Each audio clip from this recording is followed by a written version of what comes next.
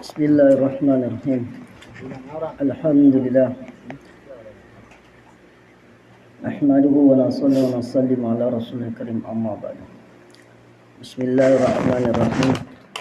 Wa kana haqqan alaina nasrul mu'minin. Qala Rasulullah sallallahu alaihi wasallam, afdal zikri la ilaha illallah, afdal doa alhamdulillah. Alhamdulillah, hadirin mulia. Puji syukur pada Allah SWT dengan rahmat dan kasih sayang Allah SWT. Allah mudahkan perkara kita. Tidak terasa 3 hari telah selesai dalam rangka kita kurut fisabilillah.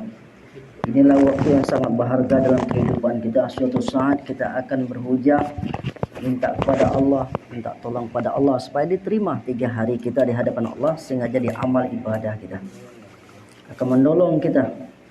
Waktu yang paling baik huruf fisabilillah, harta paling baik digunakan huruf fisabilillah. Semua aktivitas kita serahkan kepada Allah SWT. Maka kepulangan keluarga Allah ini adalah tahap kita belajar. Keluar 3 hari, 10 hari, 15 hari, 2 bulan adalah tahap belajar kita. Maktab kita belajar iman, usaha atas agama, tingkat perjuangan untuk supaya kita mendapatkan keridhaan Allah Subhanahu wa taala dengan mudah dan cepat. Tak luput dengan banyak kesalahan kita keluarga Allah, masih banyak kekurangan. Padahal waktu mempersiapkan 3 hari tidak waktu yang singkat. 3 bulan, ada yang selama 6 bulan, ada 1 tahun sekali keluar 3 hari. Untuk mempersiapkan 3 hari ini sangat banyak sekali waktu kita gunakan. Di malam markas pun di taskil, di mana-mana pun taskil untuk keluar mustarat. Maknanya sangat tinggi nilai 3 hari ini. Tapi namun setelah kita keluar dari Allah, masih banyak kita belum menyempurnakan amal kita. Salat duha kita masih kurang, amal istimewa kita masih kurang, tahajud kita masih banyak main-main lagi. Hafalan kita masih belum bertambah, hadis kita belum bertambah, dalam taklim kita masih main-main. Maka Pak hadirin mulia, untuk kekurangan ini kita banyak istighfar kepada Allah Subhanahu wa taala. Maka kita beristighfar keluar jalan Allah ini adalah untuk menyempurnakan amal kekurangan kita. Astaghfirullahaladzim alladzi la ilaha illallah wal hayyul qayyum wa atubu ilaih. Orang keluar dari Allah, lari dalam medan perang pun Allah ampunkan dengan istighfar ini. Kemudian Pak hadirin mulia, untuk seperti ini kita banyak menyesal dalam kehidupan kita dan keluar dari Allah, menghadirkan sifat nadamah, sifat penyesalan. Pulang ya Allah, bukan kita senang, tapi kita banyak masalah kena kekurangan tadi. Ada sifat nadamah, penyesalan. Penyesalan ini bukan hanya keluar 3 hari, dalam surga pun nanti kita nyesal juga.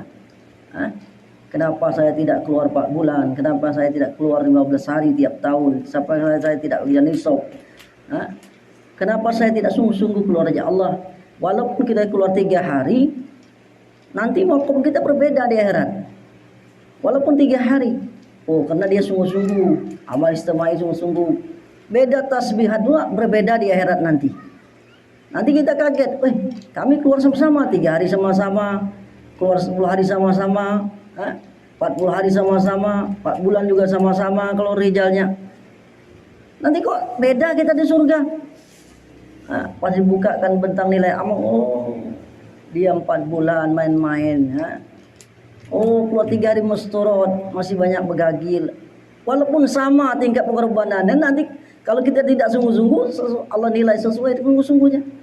Maka di akhirat jangan kaget kalau tingkat makom kita berbeda. Tergantung kemujahadan kita keluar dari Allah. Allah punya takaran orang keluar 3 hari. Allah punya takaran ukuran orang 10 hari, 15 hari, 4 bulan. Allah punya takaran sendiri, tergantung dengan konsentrasi kita, kehusukan kita dan keluar. Sebagaimana orang sholat, Allah ambil juga pahala orang sholat berjemaah. Tapi Allah punya nilai tersendiri untuk orang-orang berjemaah, ada dapat 1/10, 1/9, 1/8, 1/7, 6 dan sebagainya. Allah punya takaran. Begitu juga kita huruf fisabilillah, maka tergantung dengan mujahadah kita, kepahaman, dan Allah akan kasih kita lebih di antara kita apabila dengan mujahadah. Maka kita banyak menyesal. menghadirkan sifat nadama, penyesalan, pengakuan, ya Allah aku masih banyak sia-sia, masih banyak kekurangan, maka kita istighfar kepada Allah, kita mengharap rasa khauf dan takut supaya Allah terima amal kita dan Allah sempurnakan nilai amal kita. Dan bagaimanapun cara kita banyak bersyukur kepada Allah Subhanahu wa taala, pulang ini walaupun belum bagaimanapun, mujahadah kita keluar, tinggalkan keluarga kita, anak-anak kita, tapi tidak kita bersyukur kepada Allah.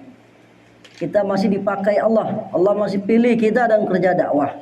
Ada orang dipilih dalam kerja dakwah tapi tidak dipakai. Sudah keluar musturat 3 hari, dia tahu 3 tahun, 4 tahun nanti baru keluar lagi.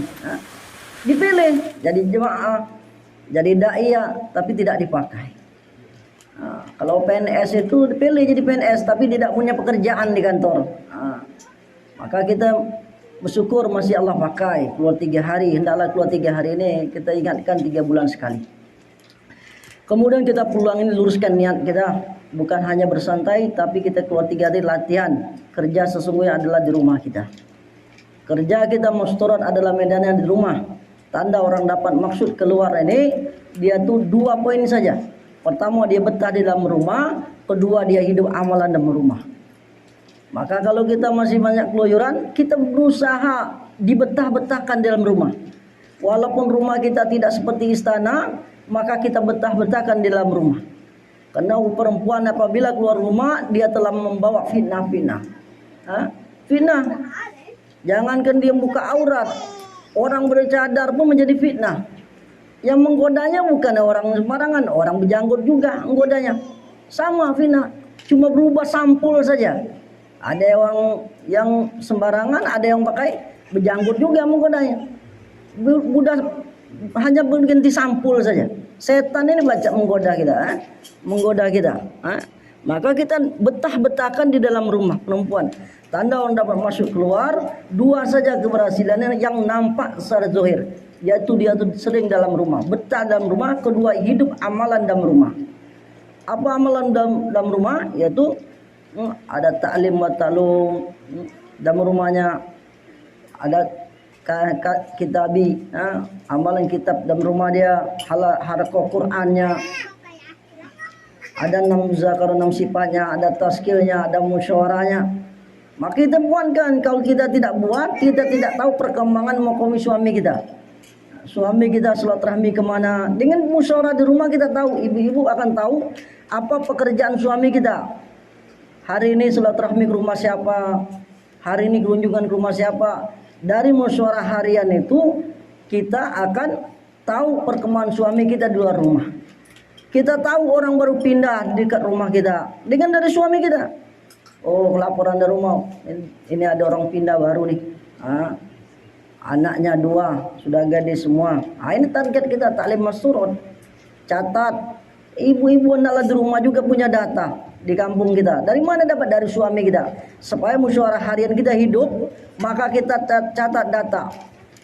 Berapa pakai urutan suami kita sehingga kuzarinya betul, sempurna, sehingga ibu ini tahu, orang kampung RT 1 ini tahu berapa yang sudah hidup taklim, berapa yang punya anak gadis, berapa yang anak bujang, untuk kita garap untuk jangan menghadirkan taklim malah.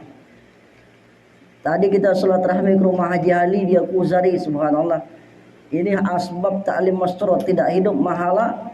Berapa orang di Totunu, ada berapa bumbung rumah, alia masyurutnya sudah diambil oleh kawan-kawan di luar, ya, harakoh-harakoh lain.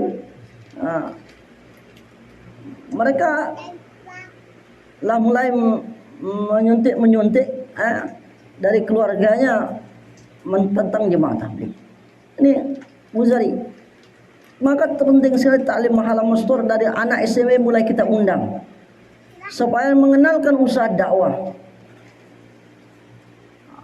Maka kita penting sekali menggarap musturat wanita-wanita anak SMP ini mulai dia dudukkan dalam taklim mahala. Paling tidak kita telah kenalkan usaha dakwah sehingga kalau dia pun mencari jodoh pun dia tahu memilah-milah mana yang baik. Pak hadirin yang mulia, inilah kerja musturat menghidupkan 5 amal maqami.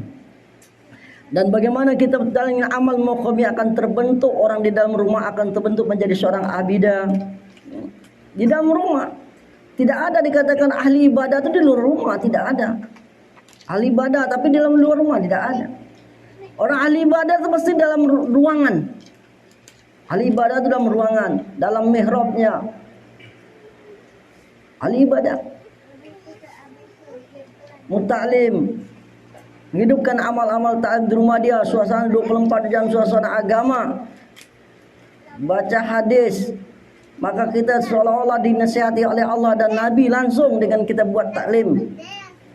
Telah membantu kerja suami kita menggugurkan kewajiban menuntut ilmu.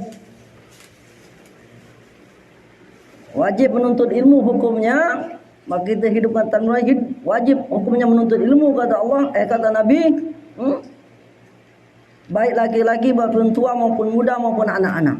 Sebagaimana kedudukan puasa, zakat, haji, dan sholat. 4 perkara ini apabila kita tidak buat, maka kita berdosa. Begitulah kedudukan menuntut ilmu. Maka dengan kita buat taklim rumah, maka kita telah gugur kewajiban kita menuntut ilmu. Walaupun satu hadis sekalipun, 30 hari maka tidak dapat 30 hadis. 1 tahun 365 hadis, maka kita menjadi orang paham tentang hadis dan akan diberi Allah taufik mengamalkannya. Dengan bermula dengan mengenal hadis, mentalaah hadis di dalam kitab-kitab, apalagi yang belum kita amalkan. Setiap kitab-kitab di dalam rumah itu yang kita buat di arah orang masyarakat kita, itulah penjabaran dari 6 sifat. Dari bab iman sampai bab muamalah ma'asyara, itu adalah penjabaran 6 sifat. Penjabaran 6 sifat secara komplit. Semua dalam kitab ini kita amal, bukan hanya dibaca. Kalau dibaca aja hanya maklumat. Tapi bagaimana isi taklim ini menjadi makmulat, pengamalan, praktek langsung. Sehingga orang melihat kita ini mudah mengamalkan agama dengan asbab praktek. Kalau dibaca hanya akan jadi itilaf. Ilmu ini apabila tidak diamal akan jadi itilaf. Walaupun dalam pengorbanan sekalipun, maka saling hujah, saling tergib. Kenapa tidak 4 bulan?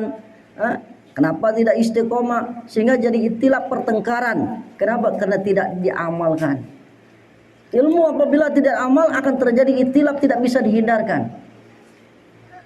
Maka kita telah dalam taklim rumah kita, amal apa yang belum kita buat kita praktekkan. Kita sibukkan diri kita dengan amalan sehingga kita tidak mau koreksi orang lain, tidak sempat mengkoreksi orang lain. Kemudian kita akan menjadi khadimah. Pulang ini menjadi khadim, pendamping suami, berkhidmat kepada suami dan anak dalam rangka mencari ridha Allah. Bagaimana sehari-hari kita dalam keridhaan Allah SWT. Bagaimana amal yang paling diutamakan di saat itu, amal yang paling penting. Walaupun kita sekali baca Quran sekalipun, kita lagi zikir sekalipun, kalau suami kita manggil, maka itulah amal yang paling tinggi di saat itu adalah menyaut seruan suami kita. Tinggalkan baca Quran, tinggalkan zikir, paling utama. Bahkan di dalam kamar mandi sekalipun kita wajib menjawab seruan suami. Kalau suami ada di rumah, kalau suami di WC ya cukup berderham saja, kasih berderham saja. Tapi kalau kita dalam toilet suami kita manggil, maka wajib kita menyaut, bukan berderham. Ya habis saya masih di toilet, ataupun ke sholat duha sekalipun, kalau suami kita tidak tahu, dia manggil, maka 1 jengkal pun kata ulama tidak akan naik ke langit sholat duha kita.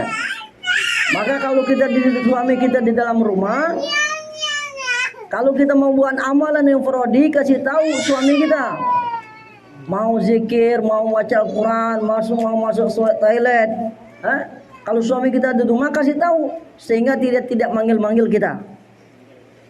Apalagi puasa sholat sunnah, suami kita ada di rumah, jangan coba-coba sholat sunnah, puasa sunnah, kecuali kasih tahu suami kita dulu. 1 jengkal tidak akan naik ke langit tanpa izin suami kita, tidak tahu suami kita. Maka kita belajar berkhidmat, jadikan suami kita ini betul-betul pemimpin di rumah tangga kita. pemimpin, kita ada pendampingnya, mengerti. Sebagaimana Khadijah Al-Kubra, dikatakan dia paham suaminya yaitu Rasulullah SAW, belum dipanggil sudah datang, belum dipinta sudah diberi. Menunjukkan paham si Khadijahnya, apa kelebihan suaminya, apa keinginan suaminya. Nah, hari ini kita keluar ya Allah belajar menjadi seorang khadim, menjadi seorang Khadijah dari zaman. Kemudian Pak hadirin mulia, kita yang belajar menjadi seorang murabbi, mendidik anak kita. Mendidik anak kita. Bagaimana anak kita ini tahu pendidikan pelajaran adalah dari pangkuan kita. Madrasah adalah pangkuan seorang ibu. Ulama-ulama besar hebat dalam ilmu agama di pangkuan seorang ibu. Banyak ulama-ulama, Qais Qarni, Imam Bukhari, Abdul Qadir Jalani, ini orang didikan. Abu Hanifah dididik dengan ketakwaan seorang ibu. Didikan takwa kepada seorang ibu ini akan berkesan untuk anak-anaknya. Maka jadikan rumah kita seorang jadi madrasah. Bahkan membangun rumah umum kita niatkan jadi madrasah. Apa pelajaran? Ya hidup talim. Halaqah Quran, itulah pelajarannya. Anak-anak sebelum masuk SD dipastikan 5 adab sudah dikuasai. 5 adab sudah dikuasai. Adab makan, adab minum, adab tidur, adab istrinya, adab perjalanan. Jadi begitu dia nanti tamat SD, mondok, sudah 75% dia ngamalkan zikir semua. Kalau dia amalnya 5 adab, kata ulama 75% sudah berzikir semua seluruh kehidupannya. Maka 5 adab ini sebelum masuk lulus SD, nanti ngerujuk ke pondok pesantren yang baru, dia telah menguasai 5 adab. Dan 10 surat pendek sudah hafal di luar kepala. 20 sampai 1 juz, 2 juz. Minimal 10 surat sudah hatam dan 5 adab sudah menguasai. Sehingga begitu masuk madrasah dia akan betah kerasan. Maka madrasah kita di rumah kita ini madrasah kecil. Nanti kalau sudah besar ngerujuk ke madrasah lebih besar. Maka kita tafakkur madrasah sekolah kemana anak kita nih, pilih yang terbaik. Sebagaimana tujuan cita-cita membentuk anak yang soleh, mendidik anak yang soleh.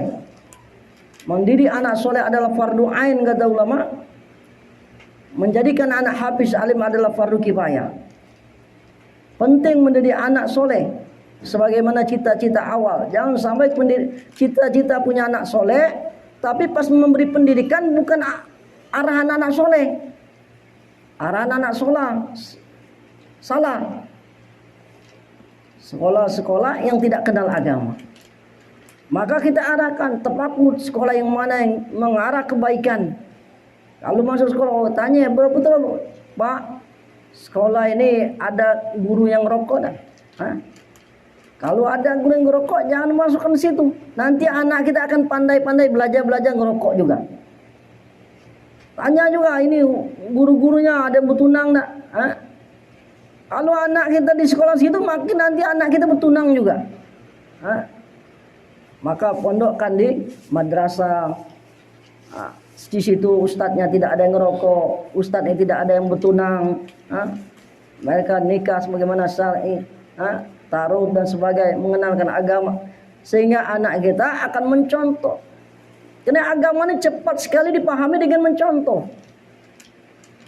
Maka penting mendidik anak secara sunnah sehingga dia terbentuk menjadi anak yang soleh-soleha.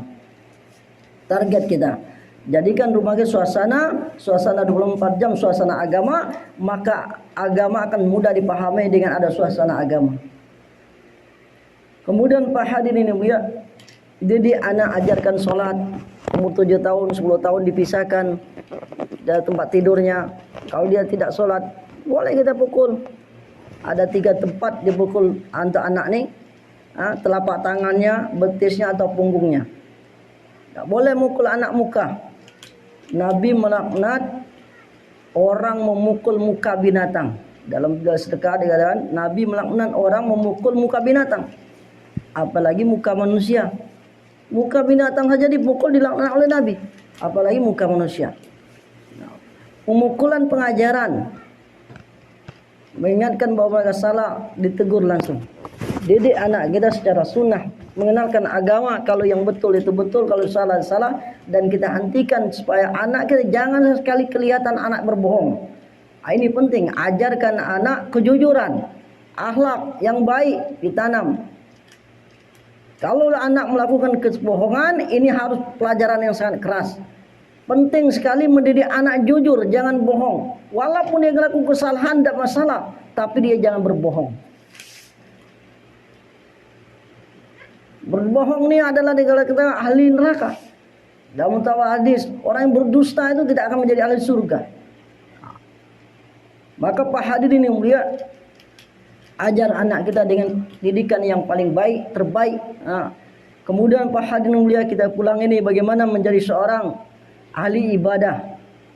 Maka apa yang kita dapatkan, kita betul-betul konsentrasi mengamalkan menjadi ahli ibadah, sehingga apabila ada masalah, kita mudah dekat dengan Allah, mengadu kepada Allah, sehingga Allah mudahkan menyelesaikan masalah-masalah kita. Karena seorang masturat ini, keluar masturat ini, Masya Allah, doa dikabul Allah lebih utama dari 70 wali. Maka kalau suaminya ada masalah, tinggal ngomong aja, musyawarah dengan istri, saya ini ada masalah, tolong doakan. Maka didoa. Doa seorang istri lebih makbul dari 70 wali. Maka sungguh-sungguh kita. Maka buat amalan. Bukan berarti pas ada masalah mau buat amalan, bukan. Kita buat amalan terus. Apabila kita ada masalah, maka Allah memudahkan masalah-masalah kita. Sebaik-baik masalah adalah masalah yang ditolong oleh Allah SWT. Kemudian Pak Hadirin yang mulia, perlu juga untuk ibu-ibu nih, kata ulama kemarin, kalau kita ada solat yang kurang dulu waktu gadis, maka segera dikodok. Jangan sampai kita dakwah keliling-keliling, solat kodok kita banyak. Maka perhatikan waktu masih gadis, mungkin terlambat bulan dan sebagainya, tidak ketahuan tertibnya datang haid, maka segera dikodok solat-solat kita. Segera dikodok solat-solat kita. Apa hutang-hutang kita kepada Allah, maka segera diselesaikan. Kemudian kita akan menjadi seorang yang kehidupan sederhana. Kehidupan sederhana ini akan terbentuk di dalam rumah semua sifat ini. Menjadi seorang sederhana. Kalau di luar rumah adalah kehidupan glamor. Pakaian renang beda, pakaian jogging beda, pesta beda, banyak pakaian. Maka di dalam rumah ini sederhana. Di dalam rumah selindar semua banyak pakaian sederhana. Tidak glamor. Kalau di luar banyak jajan, banyak makan, banyak belanja dan sebagainya. Maka penting kehidupan sederhana. Dengan kesederhana agama, maka kepahaman Allah berikan kasih lebih di antara kita. Abu Bakar adalah salah satu contohnya orang khawas, seorang khalifah, orang kaya, tapi level makomnya beda di antara sahabat. Ulama katanya kena kesederhanaan Abu Bakar. Abu Bakar sederhana. Istrinya untuk keperluan yang ngidam aja nabung uang, sisa belanja ditabungnya sedikit, begitu cukup baru mau menunaikan hajatnya. Laporan kepada suami Guzari, suami bawa ke aku ngidaman mau beli manisan. Abu Bakar pun tanya, uang dari mana? Ini sisipkan uang belanja sedikit-sedikit, begitu cukup kami ingin bayar manisan. Kata Abu Bakar, bulan depan potong gaji saya, sebagaimana kamu bisa berhemat lagi. Abu Bakar Pak Hadi mulia untuk keperluannya begitu sederhana. Namun untuk agama dia royal. Abu Bakar untuk agama royal, untuk keperluan sederhana dia. Tapi untuk agama royal. Untuk huruf bisa dia tokonya dijual, semuanya dibawa. Kalau kita terbalik. Untuk keperluan kita royal, untuk huruf bisa secukupnya. Bahkan minta dimusyawarahkan boleh, kurang. Terbalik. Kita ini masih banyak sebelum seberapa persen di bawah.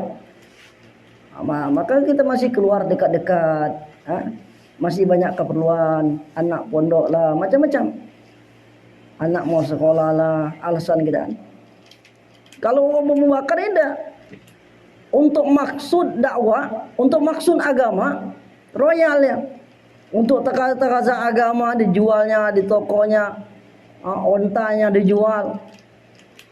Tapi untuk keperluannya dia berhemat, sederhana.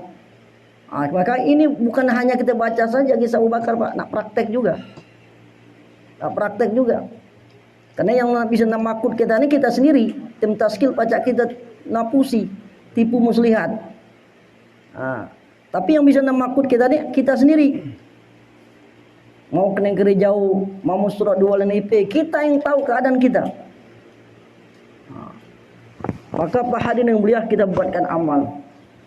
Hidup sederhana sehingga tagara-tagara besar akan kita ambil. Apabila kita sederhana dalam keperluan kita, maka tagaza-tagaza besar akan mudah kita ambil dari rumah kita. Negeri jauh, masturut, umroh, haji, kemana-mana bisa kita ambil tagaza. Orang tidak bisa ke Amerika, kita bisa ke Amerika. Orang tidak bisa ke Eropa, kita bisa ke Inggris. Sederhanakan keperluan kita, maka tagaza-tagaza besar akan mudah kita ambil. Dan agama akan cepat sampai ke tempat kita. Pengamal agama akan mudah kita amalkan, ringan, enteng. Ringan, kelihatan kita ingat uang itu tidak besar lagi. Kalau kita sudah ngambil tagaza-tagaza besar, melihat uang itu tidak besar lagi, kecil. Tapi kalau kita tidak banyak keperluan kita, Masya Allah, mau negeri jauh, mau 10 juta, 25 juta, terkejut. Lah satu motor, lah dua motor, lah bisa beli mobil. Tak kaget-kaget kita. Maka Pak hadirin dia, maka kita pakai keperluan kita ini sesuai keperluan kita saja. Selebihnya niatkan untuk agama semua. Kemudian Pak hadirin mulia, kita ingin menjadi seorang da'iyah. Da'iyah. Maka kita tahu tugas kita ini pekerja agama. Kita ini pekerja agama. Yang lain ini hanya nyambil saja. Nyambil saja. Ke kebun itu hanya nyambil saja. Sisa-sisa waktu, dagang sisa-sisa waktu. Bagaimana kita ini kerja agama? Berkurangnya agama, berkurangnya dalam hak halaqah kita, mahala kita. Sebagaimana hari ini kita nak junjung agama. Tangan dunia dijinjing. Jadi kalau agama tu miring sedikit, nak jatuh, maka lepaskan dunia. Lepaskan dunia, karena dunia dijinjing. Jangan terbalik. Dunia kita junjung, agama dijinjing. Begitu dunia kita miring, maka agama dilepas. Tak nisab lagi, tak keluar lagi, tak jauh lagi. Kenapa? Dunia saya tak turus lagi. Ini balik. Justru kita tuh kalau Masya Allah, satu halaqah, satu zon orang tidak nisab 3 hari. Wah, ini tak cocok lagi nih. Harus tingkatkan pengorbanan. Lepaskan dunia kita. Ambil takaza keluar 10 hari, ambil takaza 4 bulan. Ini kita guzari di kawasan-kawasan tuh orang satu zon tuh nisab cuma 2 jemaah, satu zon, bukan satu lako. Kemarin kita satu kawasan kita hadir, satu zon itu cuma 2 jemaah. Masya Allah, berapa banyak ahbab tidak nisab. Satu halaqah cuma 2 orang. Ini kita nak kuatkan. Maka untuk ibu-ibu ini bantu amalan dalam rumah, sehingga pastikan suami kita jaga nisab semua. Kalau suami kita tidak nisab, inilah membebani takaza nasional. Takaza nasional. Maka pastikan suami-suami kita jaga nisab. Kita pun masturat tingkat jaga nisab. 3 bulan sekali kita jadwalkan. Dari sekarang kita lawan-wanti, keluarnya kemana, ke rumah siapa, boleh. Hubungi kawan-kawan kita sehingga tidak tergesa-gesa lagi mencari roti. Ibu punya pikir juga kemana. Kalau kemarin sekarang Bangka Indo, bagaimana nanti tempat lain juga, sehingga kita menyebar hidayah. Kita nak datang semua masyarakat yang lagi lemah, masyarakat lagi tidak keluar. Siapa tahu dengan asbab amalan-amalan ibu mereka akan bangkit. Dengan asbab ada jemaah tunu, mereka akan semangat lagi. Maka kita dapat juga amal jariah. Kemudian Pak hadirin yang mulia, nisab juga 10 hari kita nak jaga setiap tahun. Kemudian kita tingkatkan pengorbanan kita. Kalau sudah 10 hari, 40 hari masturut. Buat pertemuan matang, rencanakan. Keluar 40 hari masturut, dirancang betul-betul dengan baik. 3 tahun sekali ini keluar masturut ini. Jadi waktu itu sangat mahal waktu ibu ini, sampai untuk keluar 40 hari itu 3 tahun sekali. Masya Allah. Mahal, maka diusahakan buat amalan, nabung dan sebagainya. Kemudian Pak Hadi Mulia kita pula yang bagaimana menjadi seorang dai contoh teladan. Jadi contoh dan teladan dalam segi muamalah muasyarah. Maka kita bagaimana menjadi contoh dalam bab muamalah muasyarah di lingkungan kita dengan kawan-kawan kita dan masturat kita. Dan kemudian Pak Hadirin mulia, kalau masturat ibu-ibu sudah 10 hari 15 hari, jangan sering ngumpul. Maka taklim masturat harus dimekarkan. 2 orang sudah cukup. Kalau 10 hari itu 2 pasang cukup buat taklim malam. Maka ibu-ibu harus ngusul kepada suaminya buat taklim malam. Itu sudah tak usah banyak-banyak, bukan zamannya lagi berkumpul-kumpul. 2 pasang sudah jadi taklim malam. Jangan banyak-banyak. Yang boleh banyak tuh orang awam. Kalau masturat tak boleh banyak-banyak taklim malam. Idealnya paling banyak 5 pasang. 5 pasang. Kalau dalam 5 pasang sudah ada 3 orang 4 orang, 3 orang 10 hari lah sudah buat 2 mahala. Sudah bisa buat 2 mahala. Yang boleh banyak itu orang awam.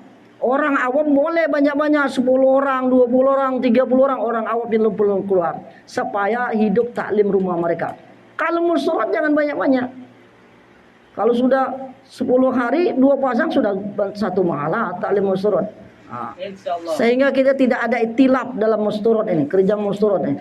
Buku-buku itu banyak itilaf dan sebagainya. Kemudian Pak Hadirin mulia, kemudian kita nak jaga juga amal-amal infrodi kita.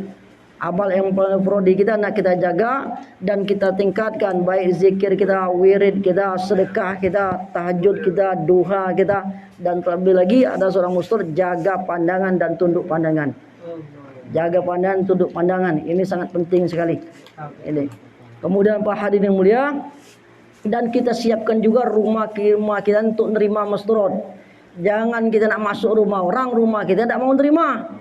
Ini main apa? Bukan tidak tertib sih, tapi main cerewet. Ini nak nikung terus. Rumah tidak mau ditikung. Maka kita siapkan rumah-rumah kita untuk menerima masturat. Berapa semampu kita, mungkin sebulan sekali, 2 bulan sekali, atau 2 minggu sekali. Maka siapkan rumah kita untuk terima masturat. Rugi kalau rumah kita tidak terima masturat. Zikirnya, orang menghidupkan amal agama 24 jam selama 3 hari. Kita santai-santai saja, orang ada tahajud, baca Al-Quran, semua ngalir kepada orang ahli rumah. Begitu juga himat. Kita mau ngambil takaza juga himat masturat. Kalau masturat masuk itu kita mau ambil takaza. Tak dapat masak berebut. Kalau dia Thailand bak berebut masak lauk nasi. Tak dapat pokok nak beli jeruk apa buah dan sebagainya. Pokok maunya harta kita mau dipakai oleh jemaah. Berebut. Walaupun ada orang himat kita tambah lagi lauk masak. Supaya mereka makan. Kata Tengku Zulkarnain, kalau lauk yang kita makan oleh jemaah itu lekat dari darah daging, maka selagi orang itu buat amal kita ngalir semua kepada kita. Penting kita himat tu. Maka kalau dia jari darah daging, abang lauk gemuk-gemuk semua lah, jari darah daging semua makan. Maka selama dia buat pengorbanan, buat amal, maka ngalir semua pahala kepada kita. Ini penting orang himat. Maka insyaAllah mudah-mudahan kita jadi asbab hidayah.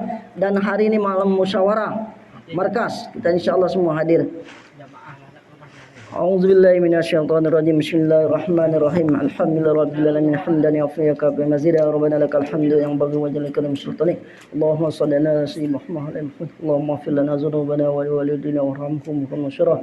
Ya hayyu ya qayyum ya jarqam ya rabbi minka min syada wa yalah. Ya Allah, luruskan kami dalam sada wa yalah, terima kami dalam sada wa yalah, jadikan kami asbab hidayah ya Allah. Ya Allah, perbaiki iman kami ya Allah, luruskan iman kami, kuatkan iman kami, terimalah iman kami ya Allah, sempurnakan iman kami, matikan kami dalam keadaan membawa iman ya Allah. Ya Allah, beri kami taufik menghidupkan sunnah Nabi, beri kami taufik mengamalkan sunnah Nabi, tambahkan sunnah-sunnah Nabi dan kehidupan kami, sempurnakan sunnah-sunnah Nabi dan kehidupan kami, matikan kami dalam keadaan menghidupkan sunnah Nabi dan jumpa dengan Nabi ya Allah. Ya Allah, terimalah solat kami, rukuk kami, qiyam kami, sujud kami ya Allah, datangkan nusrah asbab solat kami sebagaimana Kau tolong para sahabat dan Nabi ya Allah. Ya Allah, mudahkan langkah kaki kami ke majelis ulama, dekatkan kami dengan ulama, beri kami keberkahan dari ulama ya Allah. Berilah kami kemudahan mengamalkan ilmu agama dari ulama, jadikan zuriat keturunan kami orang memelihara hukum hakam agama ya Allah. Ya Allah, beri kami taufik memuliakan ulama, jangan Kau tampak aib ulama di hadapan kami ya Allah. Beri kami taufik memuliakan saudara perjuangan kami ya Allah, menyayangi saudara-saudara kami ya Allah, tutupkan aib kami, aib saudara muslim kami ya Allah. Ya Allah, terimalah pengorbanan kami ya Allah, harta kami, diri kami, waktu kami untuk berjuang jalan Kau ya Allah. Terimalah amal kami ya Allah, jadi asbab hidayah ya Allah. Ya Allah, istiqomahkan kami dalam medan dakwah ya Allah, terima kami dalam usaha dakwah ya Allah. Ya Allah, berangkatkan kami ke ujung-ujung negeri ya Allah, berangkat kami ke Makkah Madinah membawa agama ini ya Allah. Ya Allah, kami ingin ziarah kepada Nabi ya Allah, kami ingin ziarah ke kuburan Khadijah Al-Kubra ya Allah, sahabat-sahabat yang lain ya Allah. Ya Allah, mudahkan kami haji dan umrah ya Allah, dalam rangka huruf fisabilillah ya Allah. Antarkan kami sejauh-jauhnya untuk berjuang jalan Kau ya Allah. Ya Allah, ampunkan kami ya Allah, kami belum sempurna menjadi seorang suami ya Allah, kami belum sempurna menjadi seorang istri ya Allah. Ya Allah, berilah kepahaman istri kami dalam kerja agama ya Allah, kami tidak mampu mendidik mereka ya Allah, tanpa Kau beri mereka kepahaman agama ya Allah. Ya Allah ya Rabb, hanya kepada Engkau tidak memohon ya Allah, berkahkan pertemuan kami ya Allah, jadikan asbab hidayah ya Allah. La haula wala quwwata illa billah. Rabbana atina fid dunya hasanah wa fil akhirati hasanah wa qina adzabannar. Subhanaka rabbil izzati amma yasifun wassalamu alhamdulillahi rabbil alamin. Insyaallah saling maaf. Subhanallah bihamdihi subhanallah.